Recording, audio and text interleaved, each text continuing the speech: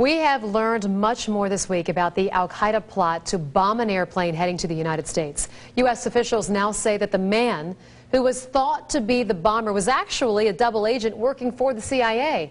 But is the success of this thwarted attack pointing out security measures that simply are not protecting us? Ben has the reality check you won't see anywhere else.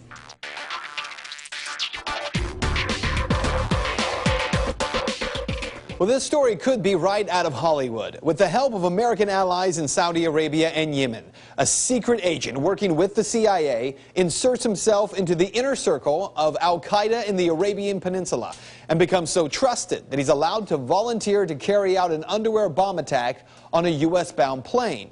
According to U.S. officials, that's exactly what happened. The suicide bomber traveled to Yemen and volunteered for a suicide mission. He was taken up on it and outfitted with an Underwar bomb. He had already been told to choose a date and to buy a ticket, but instead, he turned over that bomb to the U.S. Homeland Security Secretary Janet Napolitano says that there is a high likelihood that the bomb would have been detected had the bomber boarded a flight in the United States. A former TSA administrator agrees. An officer in the booth sees thousands and thousands of normal people every day, and if you're wearing an Underwar bomb, that is going to stand out. And so I suspect, or I feel very strongly, they would be able to identify that, and then they could identify it either with a pat-down or trace detection. But is that true? Now consider some of the details that have been released about this thwarted attack. Unlike the 2009 Christmas Day Underwar bomber, this bomb was not placed into boxers, rather into briefs, and that's important because the bomb was fitted and hidden much more carefully. Most sophisticated airport scanner machines cannot detect explosives at all. They do check, though, for differences in density between fabrics, and in this case, authorities say it would have been much more difficult to tell there was a bomb. One top law enforcement official, in fact, tells the New York Post, quote, they would not have gotten him.